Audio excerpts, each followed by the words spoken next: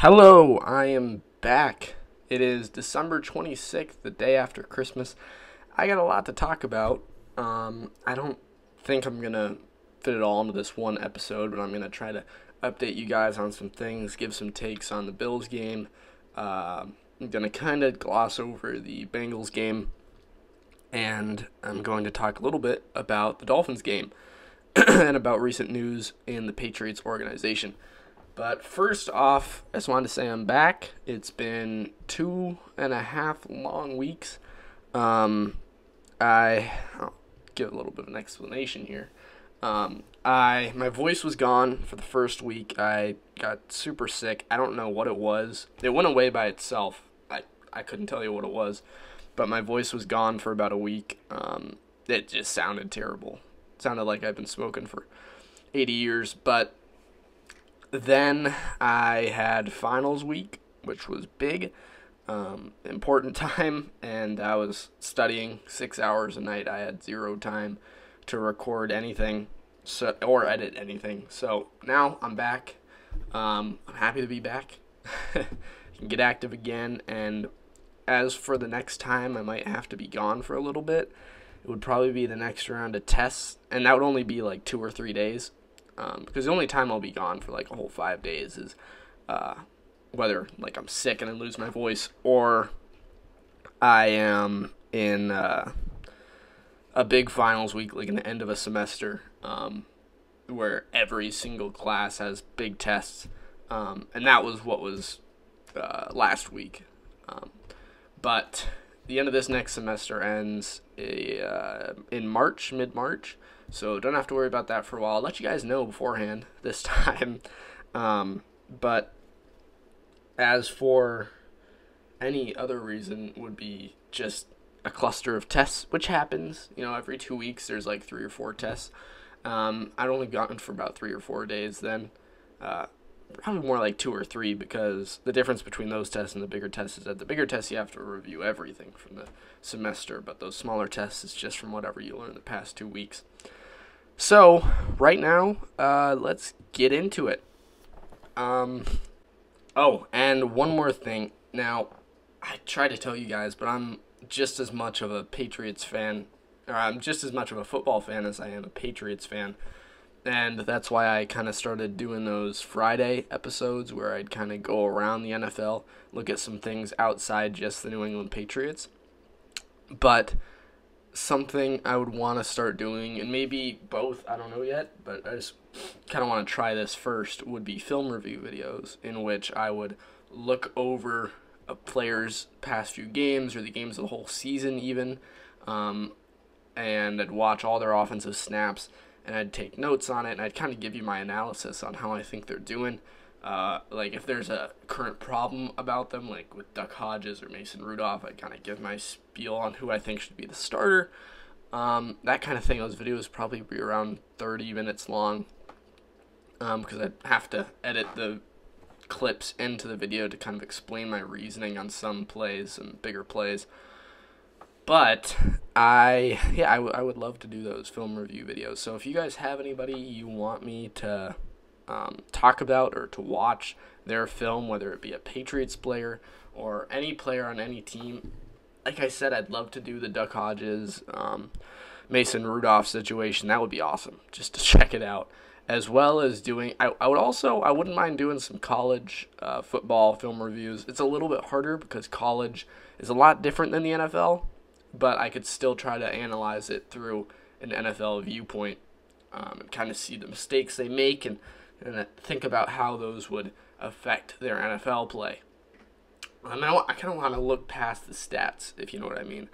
I've been watching some film review videos online. They really interest me because it goes beyond the stats and it tells you the why. It's like if you look at Tom Brady, he has all these incompletions, but if you watch the film, it's not because he's missing throws.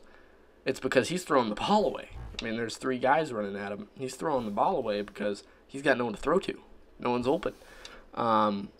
And that's just really interesting to me because if I wasn't a Patriots fan, I wouldn't know that. I'm not a Steelers fan. I don't watch every single Steelers game, and I'm going to try better now to start watching the football games more and more because that helps with my analysis of them. But I mean, I already watch Patriots games live full, but for games outside of the Patriots, I'm going to try my best to start watching those in full. Even if it's just NFL Game Pass or online, because they have online websites where you can watch the games where it's just the snaps, and you could watch each one in easily under an hour. So you sit down for 2 hours, there's 2 more games. And I might avoid games like Dolphins against the Bengals and more important games of the week. But yeah, like, or a film review on Kirk Cousins would be nice. A film review on Tom Brady, even, I would love that. Film review on N'Keal Harry, anyone, really. Edelman. It doesn't just have to be quarterbacks, even though quarterbacks would be my favorite. It'd be nice to see how some more of the receivers work. But yeah, just leave a comment on this. Check out my Instagram page, at Your Patriots. Send me a DM. Anything. I will check it out. And I will gather what you guys want me to do, and I will post based on that. And I'll let you guys know in my next episode who my first film review is going to be on. I think I'll start right around the same time I start recording that, which will be, I'm recording this on a Thursday, so my next recording will, and this is kind of going to segue into some news I have for you guys, but my next recording will either be Friday morning and then post it Saturday, or Saturday morning and post it Saturday night. I'm not sure yet. It really depends on my schedule, but this kind of segues into some news I have for you guys. So that news is that I am headed to see the Patriots this Sunday. Coming all the way from the Midwest. It's a long flight. And I'm going to arrive in Boston Friday night. So all Saturday I'm going to be in Boston. I'm not sure yet whether we're going to be heading to Foxborough Saturday night or Sunday morning, because I know it's about a 40-minute drive from Boston. But either way, I'm going to be at that game. Check out Your Patriots for more live footage and kind of like what I think about what's going on, what the stadium's like, what the plays are like. I'll record all the red zone plays on Instagram and post them accordingly. But I'm going to see the Patriots. Kind of a Christmas gift, as they say, and I'm excited. It's gonna be a good game. It might be a blowout, and even if it was, I wouldn't be disappointed. Blowouts are fun to watch if you're a fan of the team that is not getting blown out, of course. But I've only ever been to one other Patriots game, and that was at the Minnesota Vikings, whether it was the Vikings. We were visiting the Vikings. It was before the U.S. Bank Stadium was built 2 or 3 years ago, but I remember that one pretty well, and it'll be fun. I got a seat close, row 2, very close to the Patriots sideline. So I'll give you guys coverage of that, and I'll have a lot to talk about after that game. But yeah, that's some news there. And based on when I'm going to Foxborough, will kind of base whether I'm going to record Friday or Saturday, because I'm either going to record tomorrow morning or I'm going to record Saturday morning. But we kind of want to see some stuff around Boston, because I've never been to Boston. Grew up in upstate New York, never got the chance to go to Boston, but it would be very fun to see some things in Boston on Saturday. So that really affects, how early am I going to be getting up Saturday. So chances are I'm going to record Friday, post Saturday night, so expect that. Okay, so the Patriots beat the Bills last week, Saturday the 21st. And let's take a look through some of the stats. Brady was 26 for 33, 271 yards, 1 touchdown, no picks. Sonny Michel had 21 carries for 96 yards. Rex Burkhead, 5 carries for 20. N'Keal Harry, 2 carries for 18. James White had 3 for 5. Let's look at the receiving. Rex Burkhead, 4 receptions for 77 yards. 5 receptions for Julian Edelman for 72 yards. Jacoby Myers had 3 catches for 25. N'Keal Harry, 2 for 21. White, 4 for 24, and some lower ones there. But the tight ends also combined for 4 catches for about 23 yards and a touchdown. Defensively, we allowed Josh Allen to go 13 for 26. He had 208 yards, 2 touchdowns, no picks. Rushing the ball, Devin Singletary, 15 carries for only 46 yards. Josh Allen, 7 for 43. And John Brown, 1 for 3. Receiving the ball, Cole Beasley kind of had a great game, 7 receptions for 108 yards. John Brown, 1 catch for 53. Dawson Knox, 1 for 33. So, yeah, only 13 completions by Josh Allen and only 46 rushing yards by their lead back. So, they still scored 17 points, and a big takeaway from this game is that our defense has some holes. We heard Belichick talking about this like it was a playoff game. Well, in playoff games, we cannot allow the Bills to have big plays like that. We can't allow their tight end Dawson Knox to have a 33-yard catch. We cannot allow John Brown to have a 53-yard catch. And we can't allow Cole Beasley to have 100 yards. I mean, our defense did great against the run except Josh Allen. Josh Allen averaged 6.1 yards per scramble. We need to shut that down, especially since we're going to be playing the Ravens. And we all know that Lamar Jackson is a lot better than Josh Allen at running the ball. But, you know, either way, we kept him to 17 points, and we won the game. And in the end, it was our defense that shut down their offense. Now, if we take a look at our stats, we had a great game offensively. I loved watching it because our offense was clicking. I truly believe we would have scored on that opening drive if Rex Burkhead hadn't fumbled. But he came back from that, 5 carries for 20 yards and a touchdown and 4 receptions for 77 yards. He had nearly a 100-yard scrimmage game. I think it would have been his first of the year. But either way, he had 97 scrimmage yards and a touchdown. So that's great for Rex Burkhead. He touched the ball 9 times. I love the fact that we're including him into the game plan more because it seems like when we give him the ball, he makes plays. It's just how I see it. But Sony Michel, 21 carries for 96 yards, 4.6 average. Still not great. I'd probably more want like 120, 130 on 21 carries. But 96 yards is still good. So Sony Michel didn't have a terrible game. And it opened up the play action for us. And Brady, if you look at Brady's stats, I loved that because it was just a completion to attempts ratio. A lot more of an accurate day. No, I mean, he's been really accurate all year, but a lot more of a working passing game, a reliable passing game. 271 yards and a touchdown.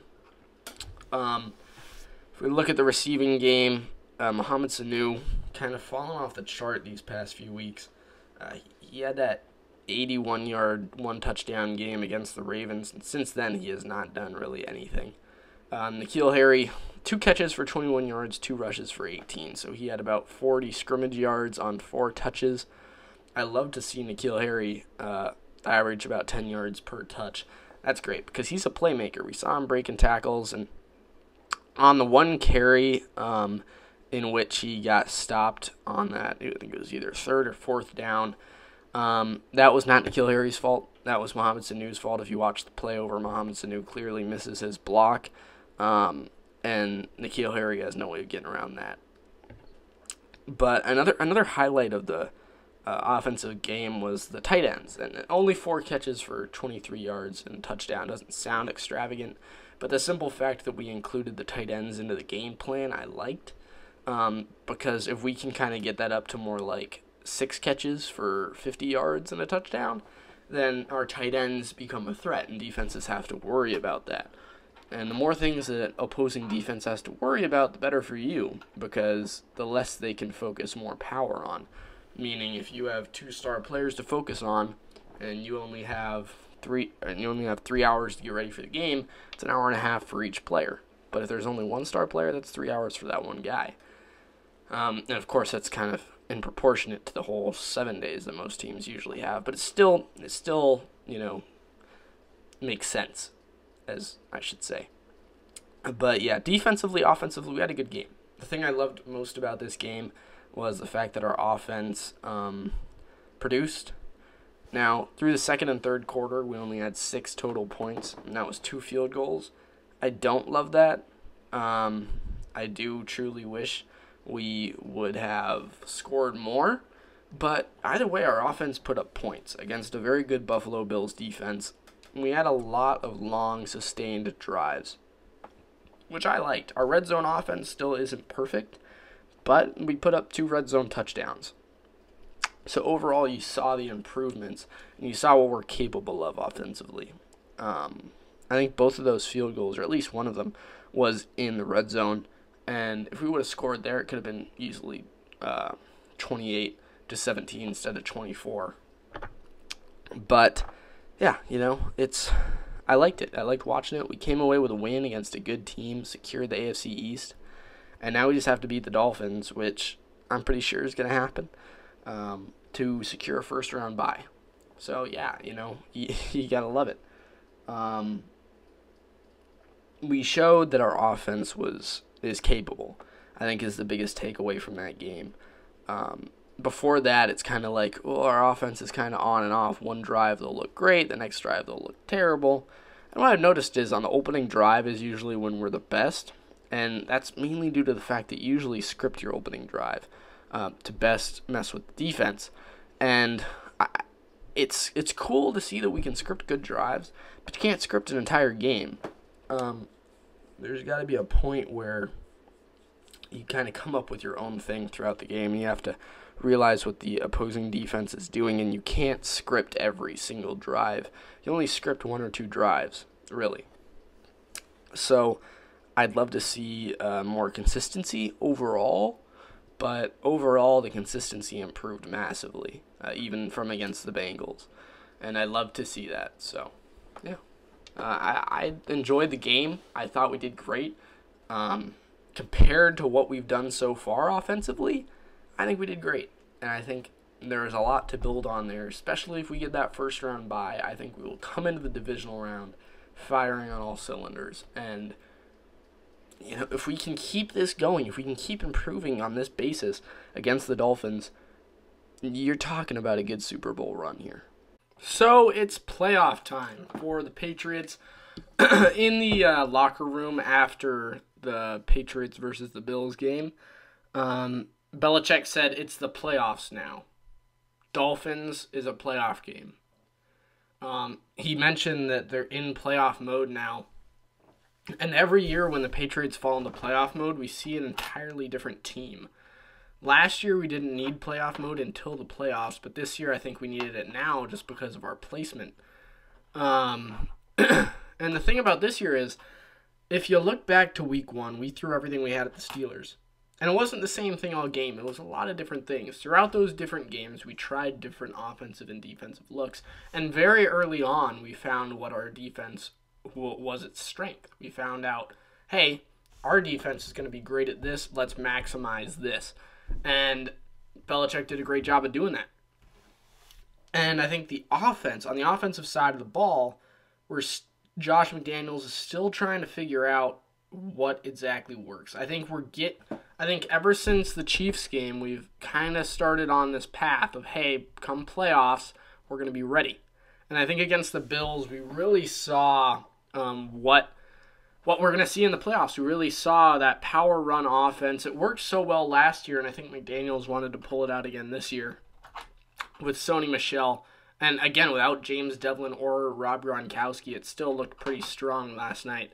And I think they'll find a way to maximize it with both Matt LaCosse and Ben Watson on the field. And you look at the Bills game, our offense looked the strongest it's been all year. We didn't put up the most points we've put up all year, but our offense was the most consistent. We consistently put up drives that brought us down near their goal line. And that was, I think, the biggest takeaway for me, was just seeing, like, look, our offense is making strands. We're getting better. And if you look at it from that viewpoint, I mean, our offense is set off on a great path right now.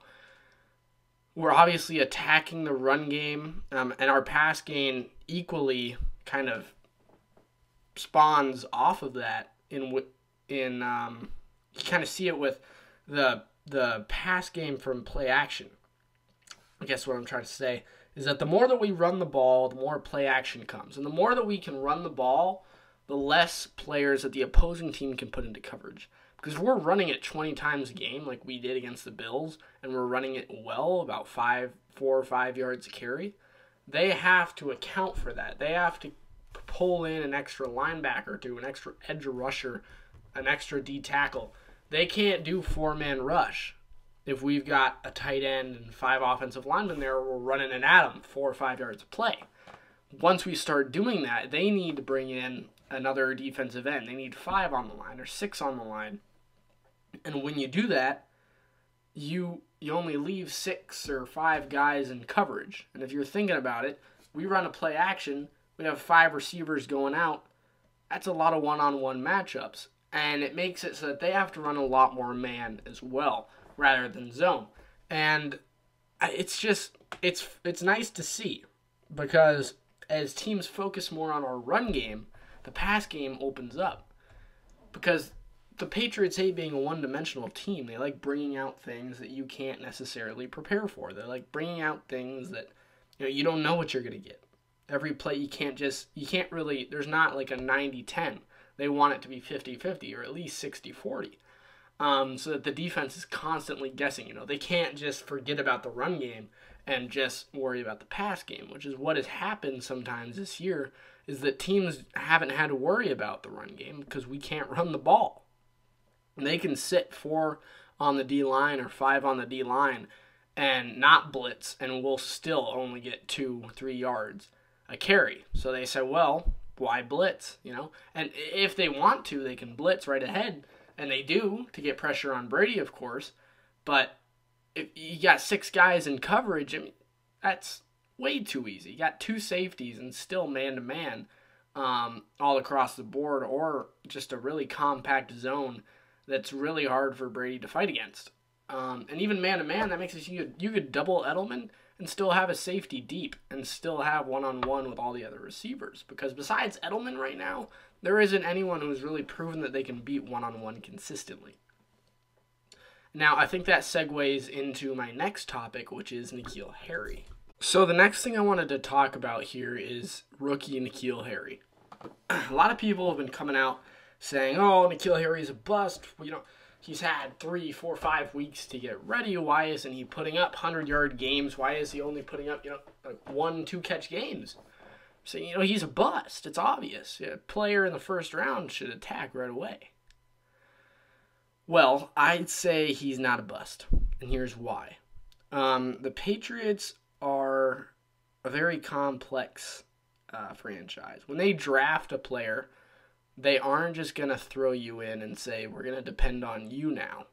And the reason for that is they're smarter than that. When we drafted Sony Michel, we gave him the whole season before we really started pounding the rock with him in the playoffs. And N'Keal Harry, he's got all the physical attributes you could wish for. He's got speed, he's got height, he's got size, he's got strength. He can make players miss. We've seen that when they give him the ball, he can make a lot of players miss. And I truly believe N'Keal Harry is going to be our best receiver starting next year. I truly believe that. Either next year or the year after that, N'Keal Harry is going to evolve into our number 1 guy. I think Edelman will retire sooner or later, and N'Keal Harry will be it. And my reasoning for that is that he has all the physical attributes. He just needs to learn how to use them in the most successful way, and that's what the Patriots are best at. He's a great player. You see it in college. It's why they took him in the first round. People are saying, oh, why didn't we draft Terry McLaurin? As much as I would love that, I still truly believe N'Keal Harry will one day be better than Terry McLaurin. And I might sound ignorant. I might sound like, ooh, well, you're a Patriots fan. You're not going to bet against N'Keal Harry. Well, I would. And at one point in the season, I was betting against him. Then I thought to myself, what are the Patriots like? Do the Patriots depend on certain players? No. They depend on a team. They depend on the team working together to win. And I think that the Patriots realize that the best way to win is not to depend your pass game on someone who has only played 5 games in his entire career. And they'd rather focus it on Edelman and let N'Keal Harry slowly become better, slowly grow. They don't want to throw the game on him right now because they want him to be at his best before they do that. Come playoff time, I'd expect him to have a 5 or 6 catch game in there. Maybe even a 100-yard game if they really want to attack that. But N'Keal Harry, I mean, he's going to be a star. I don't think he'll be Randy Moss level, but I think he'll be a star. I think he'll be a very solid player. You could see him go to several Pro Bowls. He has the physical attributes, and Bill Belichick will get him to have the mental attributes as well. Awareness, route running, the smaller things, and just the knowledge of the football. You saw it when N'Keal Harry, it was one play, I want to say it was the 4th and 1 in which N'Keal Harry didn't get it. But Tom Brady puts the hand up or yells something, and N'Keal Harry starts to motion. And Brady looks over to N'Keal, he says, wait, don't do it yet.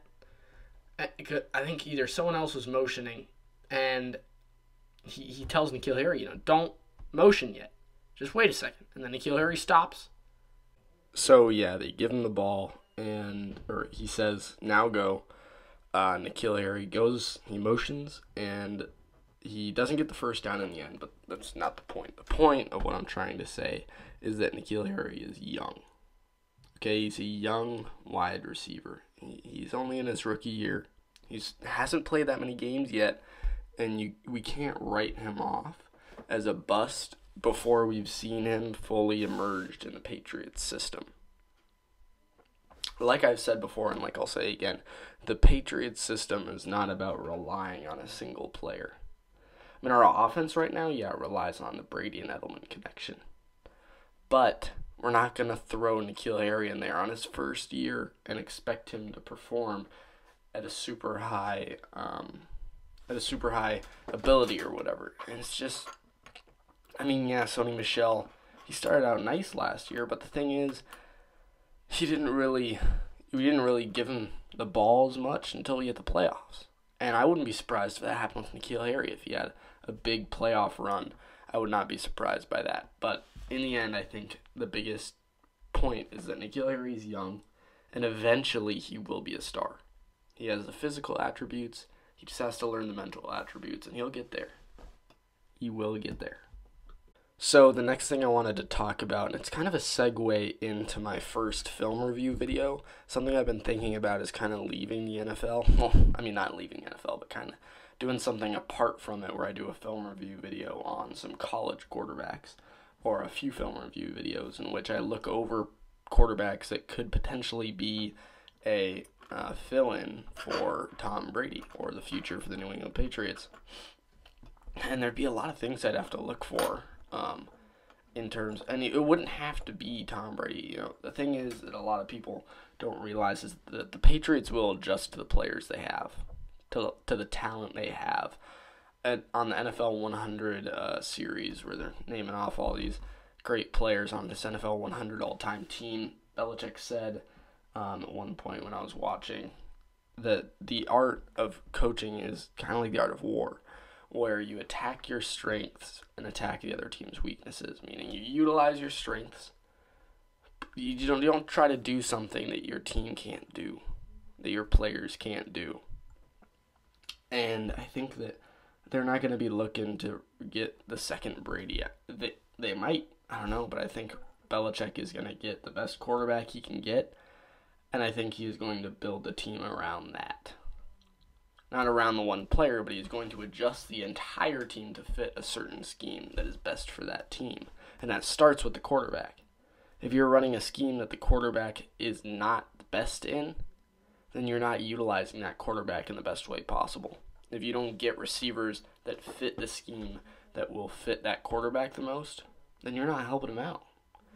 And I think Belichick realizes that, and I think he will draft a quarterback whom he can kind of build a scheme around. Because every year we're a little bit different, but the reason we've kind of stayed relatively the same is because we've had that same quarterback in Tom Brady. Now, the reason why I think we'll be fine, even with a new quarterback, is when you look at when Brady tore his ACL. We went 11-5 in that season with Matt Castle. I mean, come on. If Belichick can get us to go 11-5 with Matt Castle, I'm sure he can get us to go 11-5, a playoff team. And the only reason we didn't make the playoffs that year was because of some mathematical thing with the other teams in the AFC. But yeah, I think if we get a new quarterback that isn't Tom Brady, that's a rookie quarterback, I think we'll be just fine. I don't think there's any reason to worry at all. But yeah, for the future of quarterback, I'm going to do some film review videos. I'm going to look at players, kind of lesser knowns, and I'm going to say, okay, these teams don't have a lot of talent at wide receiver. Can I find a quarterback who does his job well? It doesn't need to be extra. It doesn't need to be Joe Burrow. It doesn't need to be Lamar Jackson. Can I find a quarterback who does his job well? Just well enough to win games. Not well enough to go 60 zip on every team, because once you do that, you start paying them $30 million a year. Where are you going to get your other players? But yeah, I say I'm going to look for that, and I'm going to do some film review videos about it, and I'll post them, and I'll let you guys know when I post them. But yeah, as for now, I think that's an end to this video. I know it was relatively short, only about a half hour, but my next one will be longer. It'll probably be out Monday when I come back from the Patriots game. Yeah, but I'll let you guys know on the Instagram at Your Patriots, no caps, nothing else. But yeah, thank you for watching, and check back Monday.